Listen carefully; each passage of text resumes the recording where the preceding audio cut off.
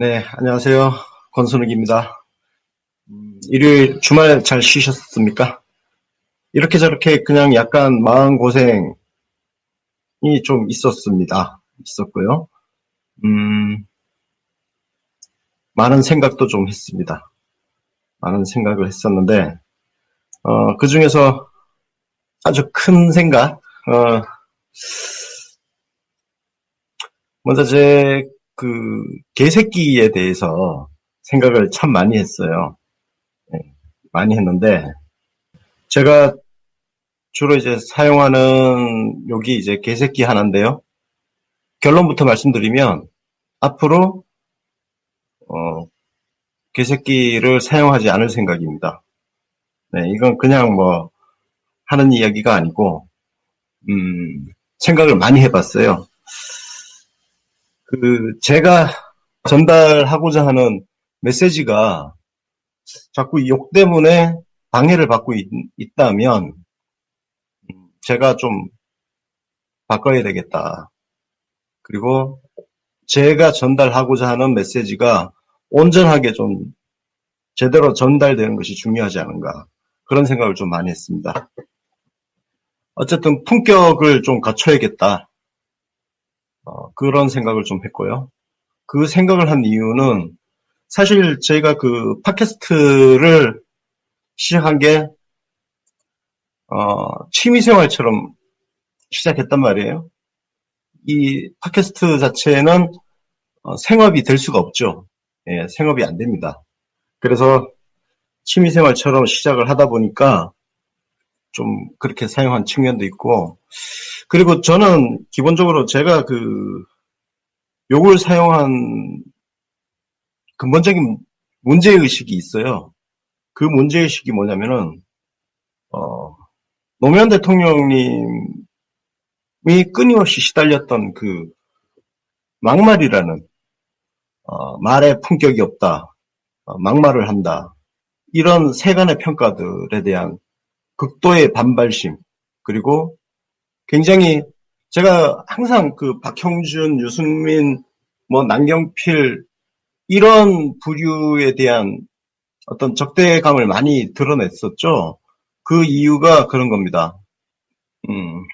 말만 진짜 번질하게, 예, 굉장히 배운 티 내면서, 그죠? 소위 식자들의 말이라는 것들이 그렇죠. 굉장히, 말하는 태도라든지 말투 이런 것들이 굉장히, 나름 막 고급지게 하려고 하잖아요. 그런데 그 말의 내용을 보면 그 말의 내용은 정말 가시가 잔뜩 들어있고 독이 들어있고 거짓말이 들어있고 그죠? 그런 말을 하는 사람들이 점잖다, 말을 품격 있게 한다라고 평가를 받는 반면 노무현 대통령께서는 대중의 언어를 사용하셨습니다. 대중의 언어. 대중의 언어가 뭡니까? 우리 저작거리에 나가면 그리고 우리 못 배우신 우리 부모님들이 그냥 살아오면서 쓰는 그런 말, 그런 일상의 언어들, 그야말로 저작거리 언어들 있죠. 그 저작거리 언어들이 무시당하고 그래 에헴 하면서 뭔가 폼을 잡아야 그 말이 좀 배운 티가 나는 이런 위선, 한국 사회가 담고 있는 어떤 계급의식이라든지 차별의식 이런 것들이 저는 언어를 대하는 우리의 내면 속에도 존재한다고 생각을 합니다. 그래서 노무현 대통령님의 언어는 극히 우리 일상의 언어하고 가장 가까운 그런 언어였죠. 그래서 말이 거칠다, 험하다 그런 식으로 비하를 당하고 그래서 끊임없이 시비를 걸렸죠. 시비를. 그래서 대통령께서도 사실은 나중에 그런 부분에 있어서 대통령 될 준비를 잘 못한 거 아니냐. 그런 본인 스스로의 그런 평가를 또 하시기도 하셨고. 그리고 저는 제 마음속에 아직 증오와 원한, 분노 이런 것들이 사실 다 씻겨지지가 않았습니다. 제가 사실 욕을 하는 포인트 몇 군데가 있습니다. 언론의 교묘한 왜곡이라든지 그리고 강교한 문장들 이런 것들이 딱 보일 때 그때 분노가 일어나요. 그 분노가 일어나는 것은 모르겠어요. 이게 사실 이거 빨리 치유를 해야 되는 건데 그냥 노무현 대통령 당하셨던 그게 바로 그냥 매치가 되다 보니까 좀 분노가 일어나면서 제가 사실 스스로 제하지 못하는 부분도 있는 거죠. 예, 있는 거고. 또 하나는 이제 그 정당의 내부 총질러들. 우리 보고 이제 내부 총질 이야기를 하는데 저희 먼저 그 총질을 한 적은 없습니다. 먼저 총질을 절대 하지 않습니다. 저희가 그 박영선 의원을 비판한 지가 정말 오래됐죠. 박영선 의원 같은 경우는 저희가 거의 비판을 안 하죠. 왜냐면은 그분이 욕먹을 일을 안 하시니까. 그래서 우리 민주당 소속 국회의원들이 굉장히 많이 있지만 대부분의 국회의원들은 사실 저희들은 그죠 비판을 하지 않았죠. 근데 이제 몇몇 분들 비판을 좀 했죠. 특히 이제 뭐 금태섭, 박용진 두 분이 기억이 나는데 제가 이 방송을 통해서 그 두 분한테 그동안 원색적으로 욕한 부분은 제가 이 자리를 빌어서 사과를 하겠습니다. 이 사과를 한 이유는 제가 아까 취미생활로 팟캐스트를 시작했다고 말씀을 드렸는데 사실 저도 모르게 아직 여전히 작은 스피커이지만 그래도 제가 UBC라는 언론 매체도 만들고 구멍가게지만 그리고 스피커는 아직 작지만 어쨌든 어떤 공적인 책임성을 가질 필요가 있다. 그래서 우리 방송을 우리 시청하시는 분들 자녀분들도 같이 이렇게 볼 수 있고 들을 수 있는 정말 정치나 시사와 관련해서 정말 유익한 방송 있잖아요. 그런 방송을 만들고 싶어요. 만들고 싶고 그 측면에서 조금 떨쳐내려고 합니다. 떨쳐내려고 하고 근데 사실 뭐 아까 말씀드린 박용진 금태섭 말고 제가 또 누구한테 개새끼라고 그랬죠? 저 사실 우리 민주당에 계시는 분들은 비판을 조금 하긴 했지만 그 욕을 하신 분들은 별로 없어요, 사실. 주로 이제 저한테 욕먹은 사람들은 자유당이죠, 자유당. 자유당이고 그리고 언론들. 제가 언론하고 자유당은 정말 욕을 많이 합니다. 김부겸 장관님 맞아요. 생각이 나네요. 근데 김 장관님은 그 이후에 뭐 제가 이제 너무 잘하시니까 칭찬도 하고 했는데 제가 개새끼라는 단어를 굉장히 입에 많이 올리게 된 계기가 있습니다. 그 계기는 아까 이제 배경 자체는 노무현 대통령님에 대한 어떤 언론과 그 정당들의 서민의 언어를 사용하는 대통령에 대한 어떤 경멸에 대한 저항 이게 바탕이 됐지만 대통령이 돌아가셨을 때 제가 이제 봉화마을에서 장례 위원으로 이제 있었단 말이에요. 뭐 자봉이에요, 자봉에. 저는 뭐 저를 사실 드러내지 않고 하는 자원봉사. 유시민 장관이 예전에 그랬죠. 좀 유명한 자원봉사자라고 얘기했는데 저도 그 영향을 받아가지고 유명하진 않았지만 그냥 자원봉사를 할 때 봉화마을에 우리 정철 형님, 정철 형님은 제가 이렇게 형님이라고 제가 형님이라는 표현을 별로 안 쓰는데 형님이라고 붙여드립니다. 그분이 이제 나는 개새끼입니다라는 걸 쓰셨어요. 그걸 한번 읊어드릴게요. 그때 대통령 돌아가시고 나서 바로 그걸 써가지고 봉화마을에 그때 이제 걸려 있었는데 이광재 전 강원도지사가 쓴 꽃이 지고 나서야 봄인 줄 알았습니다. 라는 글과 함께 정말 유명한 글이죠. 정철의 나는 개새끼입니다. 당신이 생을 놓아버릴 아픈 결심을 하고 있을 때 나는 새벽까지 술에 취해 낄낄대고 있었습니다. 나는 개새끼입니다. 당신이 책을 읽을 수도 없는 고통에 시달리고 있을 때 나는 어줍지 않은 책을 쓴다며 당신을 잊었습니다. 나는 개새끼입니다. 당신이 검찰에서 치욕적인 수모를 당하고 있을 때 나는 검찰 욕 몇 마디 하는 것으로 끝이었습니다. 나는 개새끼입니다. 당신이 가족과 동지들의 고초를 걱정하고 있을 때 나는 최이섭의 삼진을 걱정하고 있었습니다. 나는 개새끼입니다. 당신이 피눈물을 뚝뚝 흘리며 유서를 쓰고 있을 때 나는 늘어진 주말 늦잠을 꿈꾸고 있었습니다. 나는 개새끼입니다. 개새끼가 옵니다. 마치 사람 새끼인 것처럼 눈물 뚝뚝 흘리며 옵니다. 미안해 하지 말라는 당신의 말씀에 그냥 엉엉 옵니다. 개새끼는 당신의 마지막 부탁마저 들어드릴 수 없습니다. 미안합니다. 미안합니다. 미안합니다.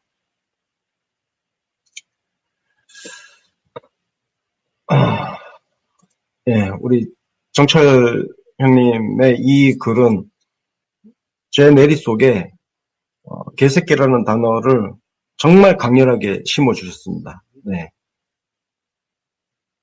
우리 모두가 개새끼죠. 네, 우리 모두가 개새끼고. 그래서 제가 쓰는 개새끼라는 단어는 사실 그래서 노무현 대통령님의 죽음하고 연결이 되어 있습니다. 예, 아직 풀지 못한 복수, 원한. 네. 저는 아직 풀지 못했습니다. 풀지 못했고, 그 숙제는, 그래서 일전에 한번 말씀을 드렸지만, 이번 6.13 지방선거 끝나고 나면, 제가 원고를 상당 부분 써놨습니다. 책을 마무리하러 제가, 제 개인적으로도 그렇고, 한국 사회에 질문을 던지고 싶습니다. 네. 한국 사회에 질문을 던지는 책을, 마무리를 하려고 합니다. 사실 이 책을 제가 처음 이제, 쓰기 시작한 거는 벌써 1년 6개월 됐습니다. 1년 6개월 됐는데, 대선 경선 때부터 사실상 작업 진도를 못 나갔습니다. 진도를 못 나갔고, 그래서 이번에는 반드시 좀 끝을 보려고 합니다. 그래서, 지방선거 끝나고 나면 한 달 내로 마무리를 짓고 8월 전당대회를 또 뛰어야죠. 예, 8월 전당대회가 있기 때문에 8월 20일, 그러니까 아마 8월 초부터 시작할 거니까 7월 말까지는 제가 작업을 완료를 해야 8월 달에 전국 순회하는 전당대회를 제가 전국을 따라다니면서 전당대회 취재를 하고 현장 방송도 하고, 그죠? 네. 제 숙제는 이겁니다. 우리 모두가 쉽게 노무현 대통령님의 죽음을 이명박과 검찰한테 손가락질을 합니다. 근데 저는 정말 이게 구조적으로 과연 그러냐, 그들에게 모든 책임을 물을 수 있느냐, 그래서 책임 있는 자들, 당장 우리도 그렇죠. 우리 지지자들도 그렇고 책임 소재를 한번 따져보자. 예, 그 따져보는 책을 하나 쓰려고 합니다. 제가 이 책은 네, 오랫동안 구상을 굉장히 많이 했고요.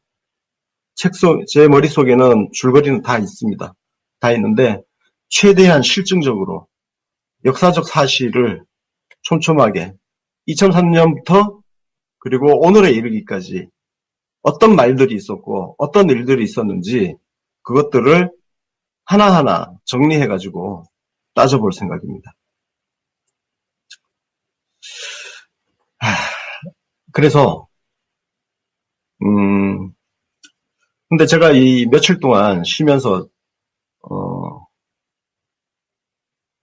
제 요괴 문제에 대해서 사실 그전에도 좀 생각을 많이 했었지만 제가 그렇게 아주 진지하고 심각하게 생각하진 않았었어요. 일종의 그 자존심인데 굳이 내가 그거를 그 욕을 쓰고 안 쓰고가 그렇게 중요한가? 예, 그 생각도 갖고 있었고. 그런데 어찌됐든 제 메시지가 자꾸 왜곡되는 데 있어서 욕이 큰 역할을 하더라는 거죠. 그러면 이 부분은 제가 그냥 제가 뛰어넘고 갈 필요가 있다. 예, 뛰어넘고 갈 필요가 있고 그래서 책으로 대신 하도록 하겠습니다. 자, 그렇지만 제 메시지는 죽지 않습니다. 제가 비판할 지점, 말과 글로, 민주주의 사회는 말과 글로 싸우는 것이죠. 주먹 다짐을 하는 게 아니고 말과 글로 싸우는 거고, 그래서 내용 가지고 싸우자. 내용 가지고 어떤 주장을 했을 때 그 주장은 왜 문제가 있는지 사실과 근거를 가지고 이야기를 하자. 그런 생각을 좀 해봤습니다. 자, 최근에 그 공천 문제가, 그죠? 공천 문제가 시끌시끌합니다. 시끌시끌한데요. 이 부분에 대해서 조금 말씀을 드리겠습니다. 민주주의 역사라는 게 사실 그렇게 오래되지가 않았죠. 세계사적으로 봐도. 보통 뭐 우리가 1789년 그 1차 프랑스 혁명, 그 프랑스 혁명 같은 경우도 뭐 여러분 다 아시겠지만 완전한 공화국이 수립되는 데까지, 그러니까 오늘날에 현재의 프랑스 공화국이 수립된 데까지 굉장히 긴 시간이 걸렸죠. 긴 시간이 걸렸고, 미국이란 사회는 그 필그림이라는 종교적 박해를 피해서 이주한 사람들, 그리고 유럽의 어떤 대기근이라든지 먹고 사는 것 때문에 신대륙을 찾아온 사람들, 이런 개척자 세대가 처음부터 이제 모든 것을 자체적으로 해결을 하는, 그죠? 시스템이었잖아요. 맨 땅에서 나라를 일구다 보니까 스스로 모든 것을 결정을 해야 되는. 그래서 풀뿌리 민주주의가 미국 사회는 시작부터, 그죠? 그렇게 돼서 자라온 거죠. 그래서 크게 보면 민주주의라는 게 뭐 이제 200년의 역사밖에 되지 않았고, 역사를 보더라도 시민들이 승리한 사례는 그렇게 많지가 않습니다. 예. 보통은 시민들이 늘상 패배를 하죠. 패배를 하는 것은 이런 거죠. 기존 질서, 제도, 시스템의 힘이 강력하기 때문이죠. 그래서 어떤 변혁이라든지 변화, 이런 것들이 생길 때는 보통 제도와 시스템의 변화가 생기는 거죠. 그 제도와 시스템의 변화라는 것이 바로 뭐냐? 기존 기득권의 질서를 일부 혁신을 해내는 것이죠. 그 혁신이라는 게 뭐냐? 시민들에게 더 많은 권리를 가져다 주는 쪽으로. 그래서 지금의 어떤 민주주의 체제도 민주주의에는 완성이 없다. 끊임없이 계속 변화해가는 과정에 있을 뿐이다. 그리고 역사적으로 보면 그게 시민이든 민중이든 국민이든 그 무엇이든 인민이든 그 부르는 주체가 무엇이든 간에 늘상 패배해온 역사다. 어쩌다 한 번씩 승리를 하는 거죠. 예를 들어서 우리 대한민국 역사만 보더라도 4.19 혁명 잠깐의 승리, 그리고 긴 시간에 또 패배가 있었고, 80년 광주의 싸움도 결과 자체는 패배한 싸움이죠. 근데 그런 그 패배들이 쌓여서 한 번의 승리를 일궈냅니다. 그게 1987년 6월 항쟁 때 직선제 쟁취해낸 거, 그게 이제 한 번의 승리. 근데 그 승리라는 것들이 보통 엄청난 변화를 이끌어내지 못합니다. 그 이후로도, 그 이후에 이제 작년 우리 2016년 촛불혁명 같은 그 승리, 이런 몇 번의 승리를 빼고 나면 대부분은 우리가 패배의 역사입니다. 패배할 수밖에 없기 때문입니다. 왜냐면은 제도와 시스템의 힘은 정말 강력합니다. 지금 민주당에서 벌어지고 있는 이 공천 문제가 갖고 있는 것도 결국은 제도와 시스템의 문제입니다. 그래서 정당발전위원회의 혁신안에 대해서 정말 많은 사람들이 기대를 가졌던 것이고, 우리가 더 나은 어떤 제도와 시스템을 만들어내자, 그렇게 염원을 했던 것이고, 정치인들이, 그래요. 사실 정치인들이 우리 그 일반 시민들이나 당원들이 페이스북, 트위터, 인스타그램, 이런 방송, 하더라도, 아무리 목소리가 크더라도 사실 정치인들은 압니다. 이거를 무시해도 상관이 없다는 것을 그 사람들은 압니다. 그러니까 2016년 촛불혁명처럼 정말 막강한 시민들의 뭉쳐진, 단결된 힘이 나타나지 않는 이상 기본적으로 모든 인간은 그렇습니다. 정치인뿐만 아니라 모든 사람들은 기존 제도와 시스템 속에서 자기가 갖고 있는 것을 유지하려고 하게 되어 있습니다.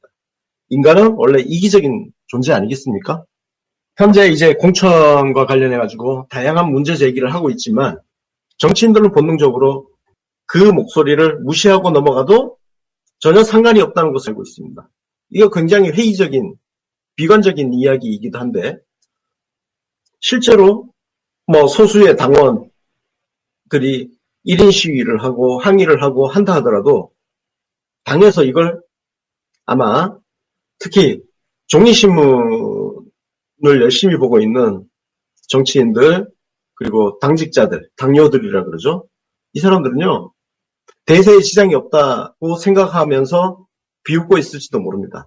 실제로 그럴 가능성이 굉장히 많아요. 왜냐하면 우리가 제도와 시스템을 바꿔낼 정도의 그런 막강한 힘을 갖고 있지 않기 때문입니다. 기본적으로 정당 구조 자체가 현재의 정치인들, 현역 정치인들, 그리고 뭐 대의원들, 중앙위원들, 당무위원들이라고 하는 이 사람들에 의해서 당이 모든 것을 의사결정을 하면서 갈 수 있게 해놓았기 때문입니다. 당원들은 실제로 별 권한이 존재하지 않습니다. 그렇게 많지 않아요. 그래서 뭐 여러분들 그 열린우리당 시즌2 이야기 참 많이 하시는데 네, 맞습니다. 열린우리당 시절에 그 유시민 작가가 문제 제기하던 그것들이 여전히 민주당 안에서 존재하고 있다. 문제점으로. 그래도 그때 비해서 정말 많은 발전이 있었습니다. 정치인들의 자질도 그때보다 훨씬 나아졌고요. 당 시스템도 그때보다 훨씬 나아졌습니다. 그래서 제가 이제 이런 말씀을 드려서 이제 또 비관, 좌절 이런 건 아니고요. 어쨌든 우리는 발전 과정이 있다는 것이고, 그래서 희망이라는 거를 놓치면 안 되겠다. 그래서 역사라는 것이 제가 이제 세대와 세대가 이어달리는, 역사란 세대와 세대의 이어달리기다. 그런 말씀을 드리는데, 5023이 그런 거 아니겠습니까? 노무현 대통령께서 그 액자로 신영복 선생이 표구해 주신 5023의 뜻이 그거 아니겠습니까? 할아버지가 평생 계속 나르고 또 그 아들, 손자 계속 세대를 이어서 산을 옮겨다 보면 정말 산을 옮길 수 있다. 그게 5023이잖아요. 결국은 포기하지 않고 꾸준히 가는 것이 가장 중요하다는 거. 그래서 민주주의 역사는 그렇게 발전을 할 것이고, 그래서 우리는 계속 그렇게 이야기를 하면서 가야 된다. 역사는 한판의 승부가 아니라는 거. 한판의 승부가 아니라는 거죠. 그래서 우리가 그런 긍정의 역사관만 갖고 있다면, 지금 이 순간순간, 좌절감이 밀려올 때, 그걸 훌훌 털고 일어설 수 있는 힘이 거기에 있는 거 아니냐. 네. 내가 하는 데까지 해보고, 안 되면 또 내 아들이 이어서 하고, 그 아들의 아들이 하고, 그 아들의 아들의 아들이 하고, 그렇게 가다 보면, 그런 생각이 좀 듭니다.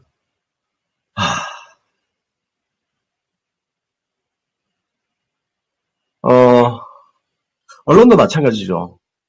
조중동이라는 하나의 권력이, 비록 지금은 영향력이 작아졌다고 하지만, 여전히 한국 사회에서 가장 큰 목소리를 내는 스피커입니다. 문제는 그거죠. 조선일보 구독자 수가 예전에 300만 부? 그러다 150만 부? 중요한 거는 그 부수가 부수에 비례해서 영향력이 있느냐. 이건 조금 별개의 문제라는 거죠. 한겨레 신문이 조선일보에 비해서 굉장히 규모가 작지만 조선일보 반대편에서 막강한 영향력을 갖고 있었죠. 그죠? 갖고 있었던 것처럼, 그 부수라든지 이런 것들 숫자 자체가 영향력을 담보하지는 않지만, 그러나 현실적으로 또한 그게 존재하는 권력이다. 그게 존재하는 권력이라는 거죠. 그것도 우리가 인정을 해야 되는 거고. 그래서 결국은 이런 문제입니다. 예를 들어서 이재명 경기도지사 이제 후보, 우리 쪽 예비 후보죠. 문제 같은 경우는 송가혁인지 뭔지 모르겠어요. 하여튼 이재명 예비 후보 지지자들이 민주당을 접수하자 이런 거 가지고 이야기를 하는데, 저는요, 기본적으로 민주주의 제도 자체는 기본적으로 쪽수 싸움이다. 머리수 싸움이기 때문에 결국 그것도 실력이다.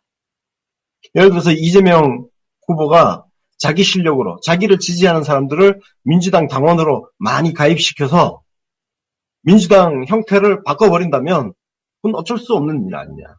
거기에 저항하는 사람들이, 그죠?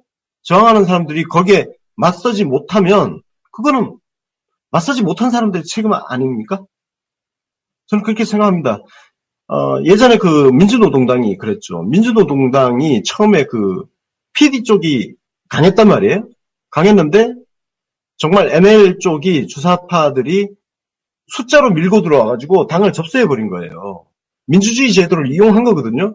그건 합법적인 겁니다. 합법적인 거예요. 왜 우리는 가입해도 되고 나랑 다른 생각을 가진 사람은 가입하면 안 되냐? 그건 아니죠. 결국은 그 정당 시스템이 그렇게 만들어져 있을 때 누가 더 많은 자기 지지세를 확보를 해내느냐. 저는 그것도 실력이라고 생각을 합니다.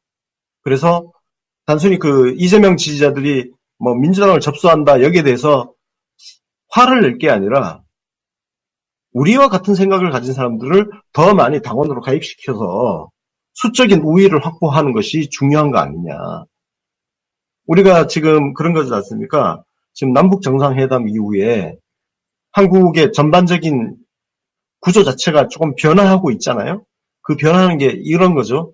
과거에 안보파리 하던 정당의 지지 기반이 지금 무너지고 있는데 결국 우리가 그 숫자 싸움에서 계속 그 안보파리 정당, 그 다음에 경제성장 파리 하던 그 사이비 보수 정당한테 숫자로 우리가 계속 밀렸던 겁니다.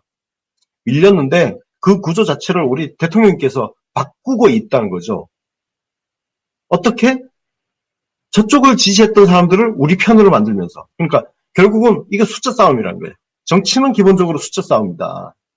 그렇기 때문에 이재명 예비후보 지지자들이 당원 가입을 독려하면서 그 사람들을 당원으로 막 가입해서 우리 권린당원 투표에서도 이재명 후보가 근소한 차이로 우세했다는 거 아닙니까? 저는 이 부분에 대해서 우리가 굉장히 큰 자극을 받아야 된다고 생각을 합니다. 그 당원들이 뭘 잘 몰라서 이재명 후보를 찍었다 이렇게 이야기하면 해답은 찾지 못한다. 예, 해답은 찾지 못하는 것이고 결국은 민주주의 제도가 보장해놓은 합법적인 틀 안에서 최대한 사람을 많이 입당을 시키고 그 다음에 대의원이 되고 이런 것들이 필요하다. 그러니까 우리가 나이브하게 뭔가 온라인상에서 목소리가 많은 것 같은데 실제로 그런 투표했을 때 결과로 나타나지 않을 때 우리가 무시당할 수 있는 요인이 있다는 거죠. 근데 그게 실제로 투표로 보여져야 돼요. 그렇지 않으면 우리가 떠드는 이야기들을 저 사람들은 계속 무시를 하게 된다. 왜?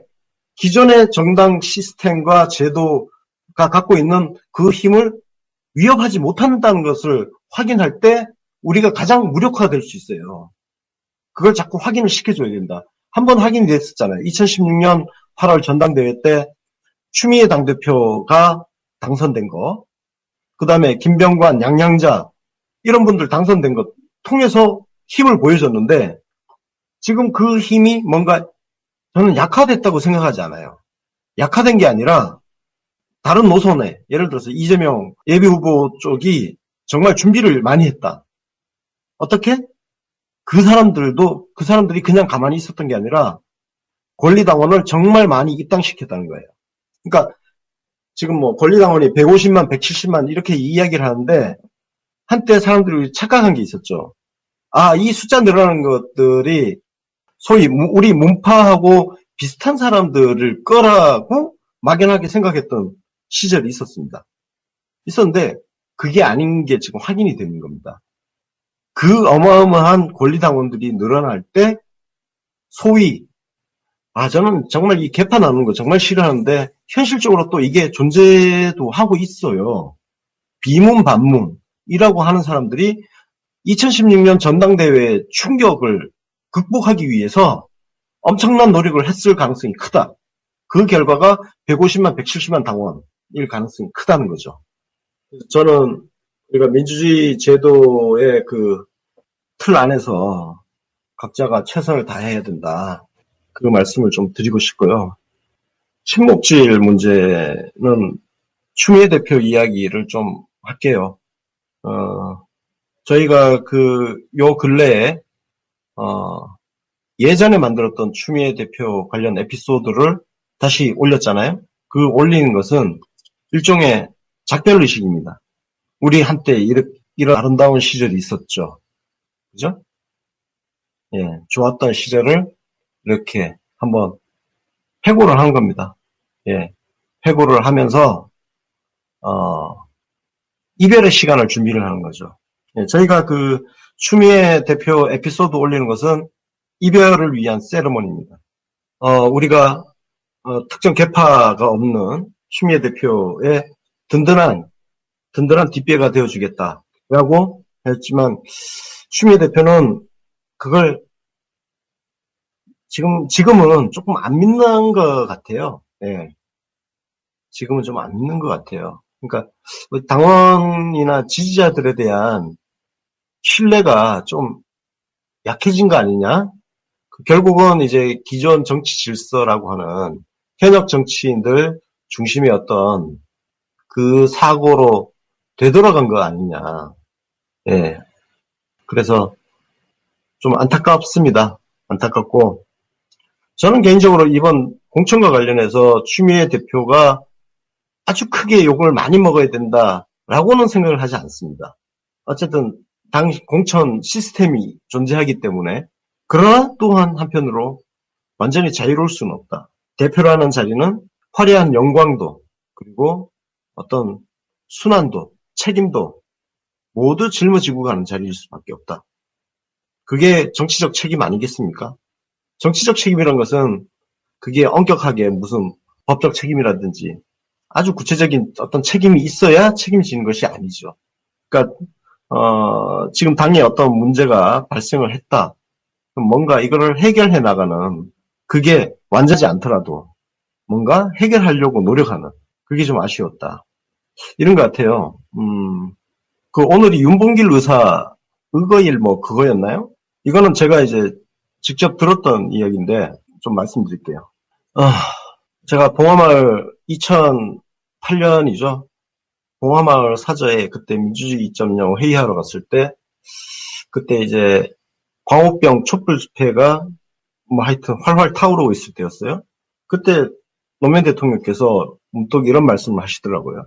안중근 의사가 이토 히로부미를 총으로 쐈는데, 그때 20대 청년 아닙니까? 20대 청년? 그 히로부미 한 명을 죽인다고 독립이 된다고 생각을 했을까요? 아마 그렇게 생각하진 않았을 겁니다. 그러나 무언가 그렇게라도 메시지를 줘야 된다. 그런 것이죠. 그러니까 그 안중근이라는 한 청년의 마음속에 어떤 해방이라는 어떤 커다란 전망이 정말 담겨져 있었을까? 이런 것들.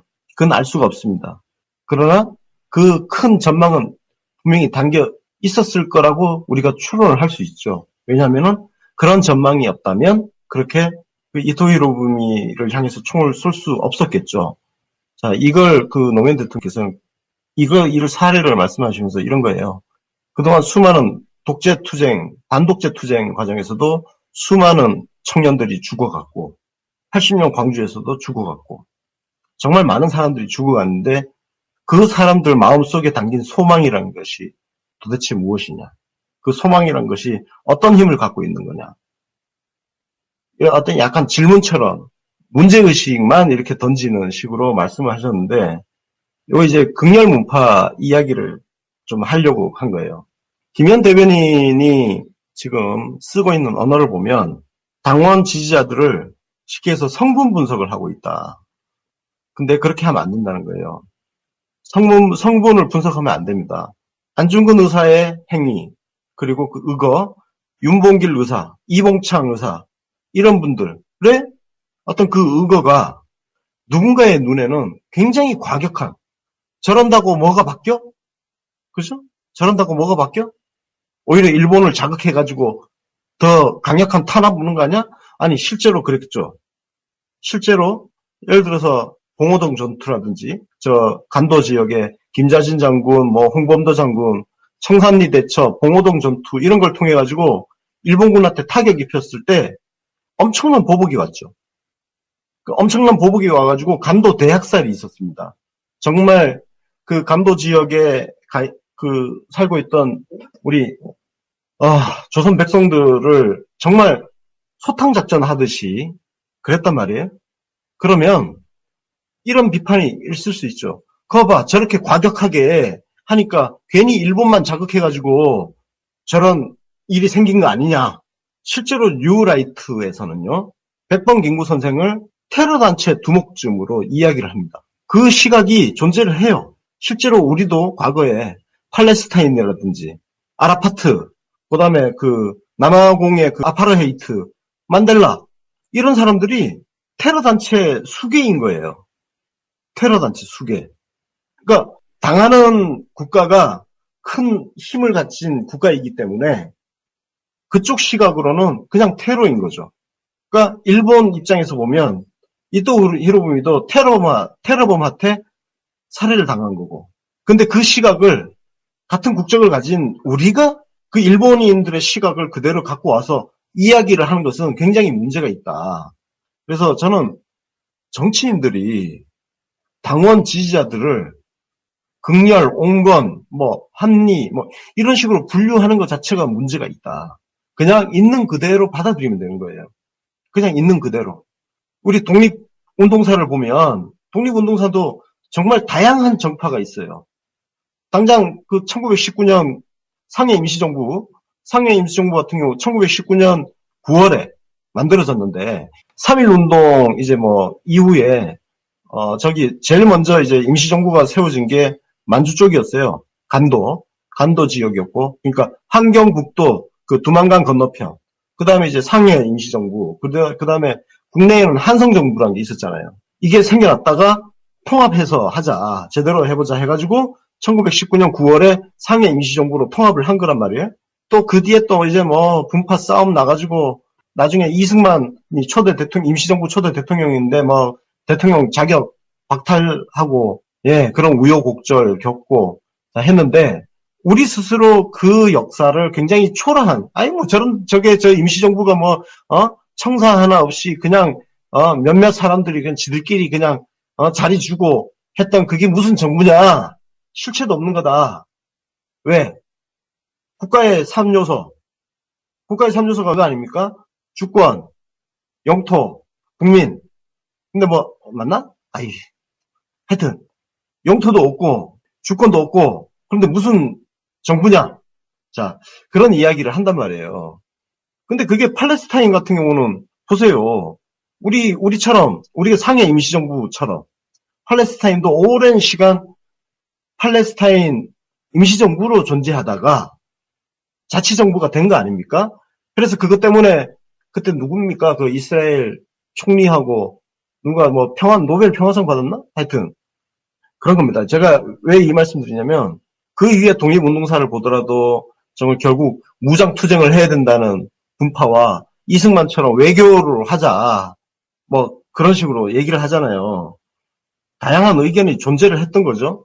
했는데 똑같은 거예요. 우리 민주당 안에도 정말 다양한 소위 그걸 노선이라고 한다면 노선이 존재를 하는 겁니다. 근데 이거를 노선 어떤 하나의 어떤 각각의 다른 정파로 인식을 하는 게 아니라 극렬, 온건, 합리 이런 식으로 이야기를 하면은 정말 문제라는 거예요. 이거는 그것 자체가 진짜 분열의 언어고 특정 사람들을 혐오의 대상, 증오의 대상으로 만드는 거예요.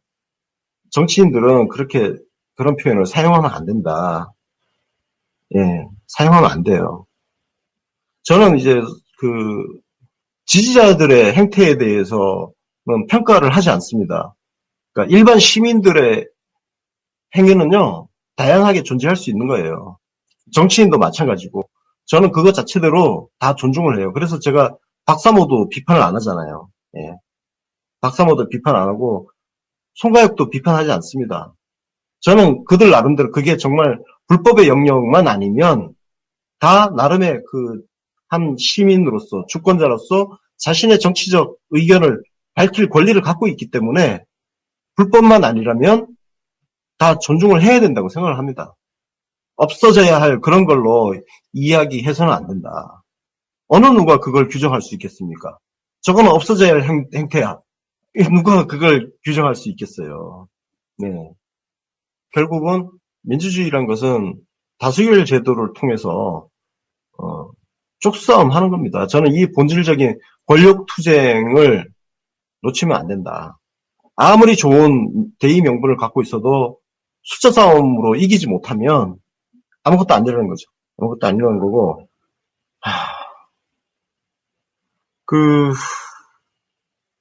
친목질 이야기로 돌아갈게요. 친목질의 문제가 뭐냐면, 이제 기자초년 때 보면, 취재원한테 홀라당 넘어갑니다. 같이 밥 먹고 술 먹고 하다 보면요. 나랑 같이 밥 먹고 술 먹은 사람한테 친밀감을 느낄 수밖에 없어요. 그리고 그 사람이 하는 이야기에 대해서 신뢰도를 높일 수밖에 없어요. 그게 인간의 한계예요. 그러면 이제 귀가 얇아지는 거예요. 귀가 얇아지고 판단의 객관성이 점점 희미해지는 겁니다. 제가 그래서 이런 것들을 경계하는 이유는 내 판단이 누군가에 의해서 좌지우지 될 수 있다는 거예요. 나랑 같이 막 재밌게 즐겁게 술 한잔 탁 먹고 나면 그 사람이 하는 얘기를 거의 신뢰도를 왕창 올리는 현상이 생긴단 말이에요. 여기에서 벗어나는 길은 우리가 인간관계를 안 하고 살 수는 없잖아요. 근데 그 경계심을 항상 갖고 있어야 된다. 그 사람 말을 100% 신뢰하고 들어가면 안 된다. 그리고 저는 특히 정치 같은 경우는요. 정치는 공개적으로 드러난 말과 행동 이외의 것은 정보로 취급을 하지 말아야 된다. 우리가 왜 그것까지 다 염두에 두고 판단을 해야 되는 거죠? 이런 거 있잖아요. 저 지지자들 저게 지금 어떻게 돌아간지 잘 몰라가지고 저 모양이다. 라고 이야기하는 사람도 있어요. 드루킹이 그렇게 써먹었거든요. 드루킹이 어떻게 써먹었냐면은 대통령께서 안희정을 밀어주고 있는데 저 정치 신세계 애들이 안희정을 까고 있다. 저것들은 저 대통령 뜻을 몰라서 그런다. 근데 이런 장난질은요.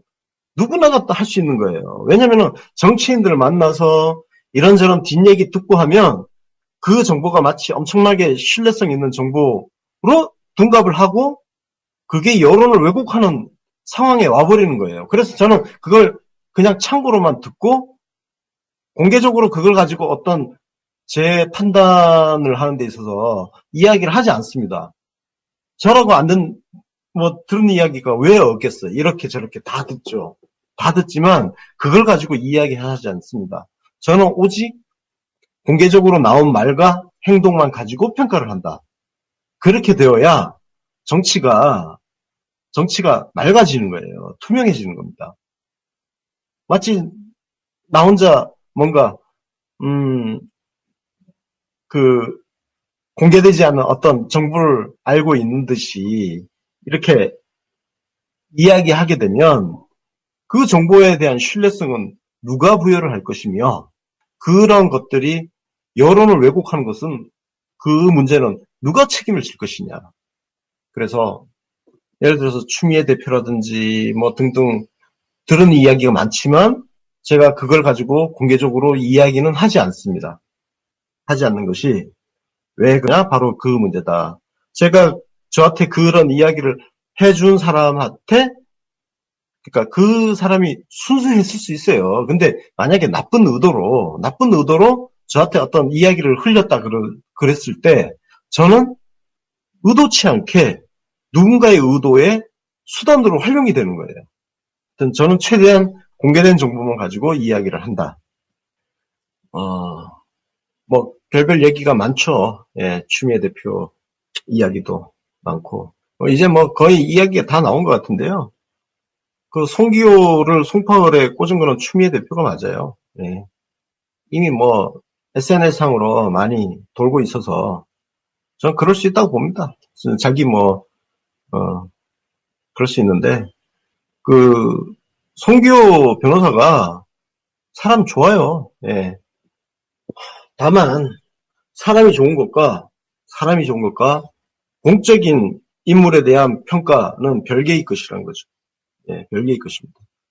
송기호 변호사가 아무리 인품이 훌륭하더라도 그가 그동안 했던 말, 우리는 그것만 가지고 평가하겠다는 거예요. 선대인 소장 같은 경우도 저는 개인적으로 긍정적인 면을 많이 봅니다. 아니, 이 세상에 어떻게 그리 나쁜 사람 없어요. 개인적으로 만나보면 다 나름의 좋은 점들이 다 있습니다. 그러니까 이걸 섞어치면 안 되죠. 그 사람이 좋다는 것과 그 사람의 공적인 말과 행동에 대한 평가는 별개의 것이다. 아니, 사람 좋기로 따지면 뭐, 자유당 의원들이라고, 전부 악마들이겠어요? 그러니까, 100명의 착한 사람을 모아놨을 때 굉장히 악한 집단이 나올 수도 있다는 거 아닙니까? 그죠? 그러니까, 그 사람이 착한 사람이냐, 선한 사람이냐, 이것과 공적인 행위에 대한 평가는 완전히 별개다. 예. 그런 말씀을 드리고 싶고요. 추미애 대표에 대한 안타까움은 좀 있습니다. 어차피 이제 임기는 이제 끝나가죠. 예, 임기가 이제 뭐 5, 6, 7, 8 넉 달이 채 안 남았어요. 임기가. 예, 넉 달이 채 안 남았는데 어쨌든 역대 민주당 대표 중에서 많은 업적을 남겼습니다. 그래서 종합적으로 봤을 때 추미애 대표의 역할은 굉장히 컸다.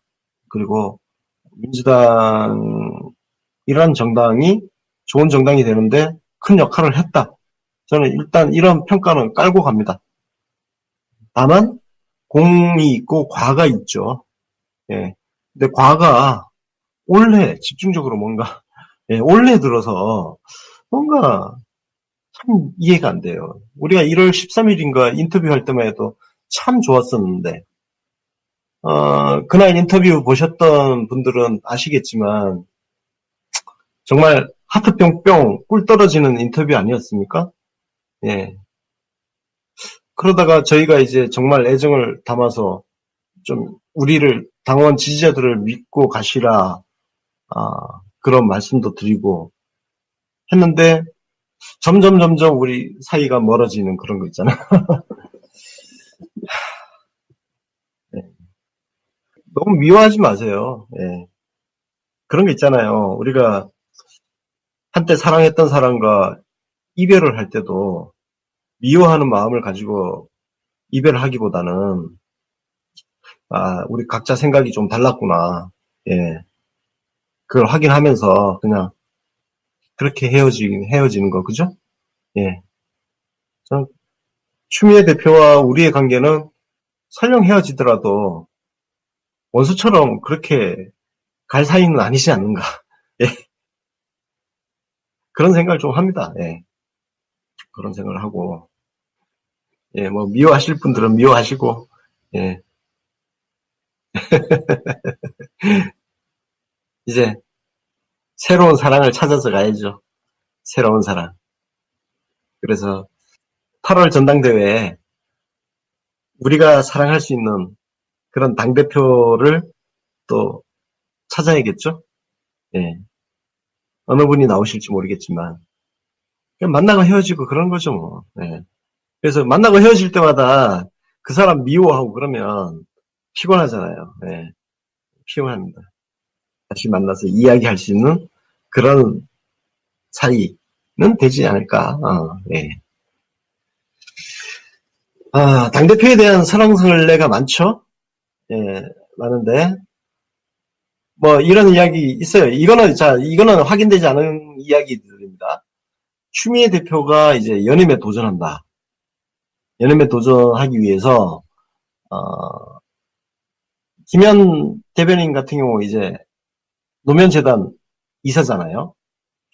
그래서, 예, 이해찬 총리님 또 뭐 당대표 나온다. 마지막 정치 인생을 민주당 당대표 2년 그리고 그것과 함께 다음 총선 불출마 선언 뭐 이런 얘기도 있어요. 그래서 근데 이제 뭐 김현 대변인이 중간에서 뭐 이해찬 총리가 굉장히 아끼는 사람이에요. 김현 대변인. 저기 꼬맹이 때부터 이제 민주당에서 당직자 생활하고 할 때부터 이제 쭉 같이 했으니까. 그래서 지금 추미애 대표 연임 도전하게 된다면 이해찬 총리가 추 대표 지지를 하고 뭐 그런 이야기도 있고요. 그다음에 아니면은 뭐 이해찬 총리가 직접 당대표에 출마하고 한다는 뭐 그런 이야기도 있습니다. 그러니까 김현 대변인은 뭐 어느 쪽이든 계속 중책을 맡는다 뭐 이런 얘기죠.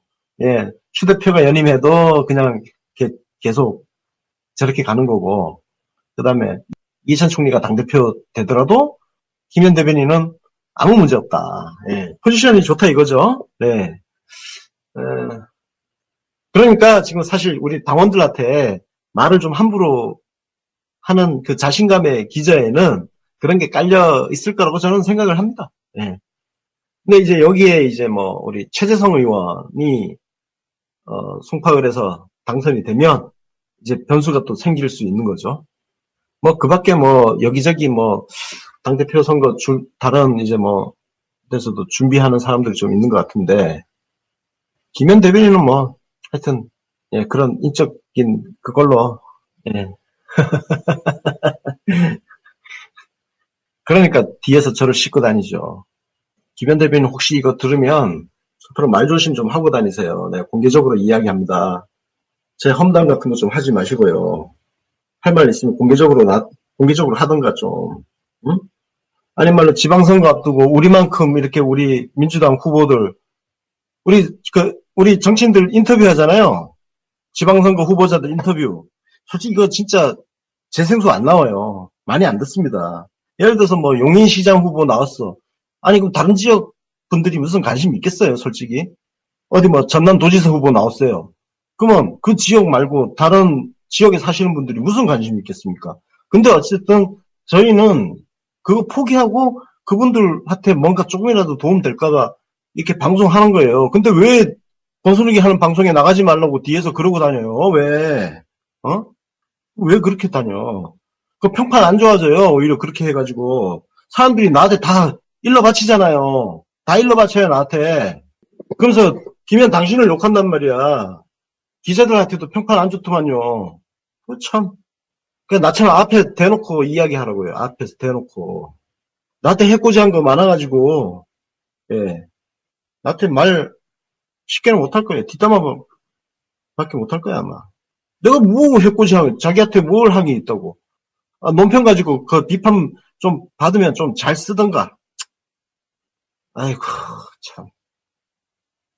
뭐, 어쨌든 뭐, 추미애 현 대표에다가, 뭐, 이해찬 총리 백에다가, 백 든든해서 좋겠어요, 하여튼. 근데, 우리 그 민주당 의원들한테, 내 험담하면서 우리 방송에 뭐 나가지 말라는 둥 이런 얘기 하고 다니지 마세요, 진짜. 저는 이제 창원에 그냥 내려가 있을까 생각 중입니다. 창원.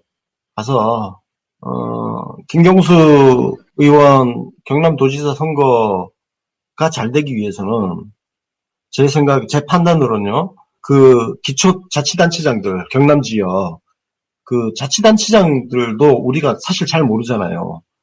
그분들도 한 분 한 분 좀 소개를 하면서 전반적으로 경남도 전체 우리 후보들을 좀 붐업을 해야 되지 않을까. 함께 좀, 저희가 그 정도 힘은 아직 안 되지만, 어쨌든 우리가 뭔가 정보라도 이렇게, 그죠? 저희 역할이 그거예요. 뭐, 좀, 정보라도 좀 알 수 있게 하는 그 역할 아니겠습니까? 그래서, 예를 들어서 지금 거제시장, 누군지 모르잖아요. 진주시장, 우리 후보 누가 나가는지 아무도 몰라요. 합천군수, 거천군수, 뭐, 아무 정보가 없어요. 근데 그런 후보 한 명 한 명이 우리한테 필요한 게 뭐냐. 그분들이 결국은 김경수 도지사 선거운동까지 같이 하시는 분들이거든요. 제가 그냥 창원 내려가서 경상남도 땅을 한번 6.13 지방선거 기간 동안 좀 다녀야 되지 않을까. 이제 거기에 이제 같이 이제 부산, 울산, 네. 그리고 오히려 이제 서울을 가끔씩 올라와서 다른 이제 여기서 소화해야 될 것들 좀 소화를 하고, 그래서 서울 같은 경우는 이제 일단 뭐 윤가피, 하승주, 그리고 우리 박평님 이런 여기서 좀 커버를 해주고, 예, 김남은 앵커가 이제 또 부울경 지역에 좀 자주 내려올 거거든요. 그래서 현장에서 뭔가 좀 김경수 TV하고 같이 협업하면서 뭐 좀 해야 되지 않을까. 그래서 아예 짐 싸서 내려갈까 지금 아마 그게 유력합니다. 그냥 짐 싸서 창원 내려가서 김경수 TV하고 같이 움직이면서 그냥 현장에서 계속 방송을 하는 게 낫지 않을까 그런 생각을 좀 하고 있습니다.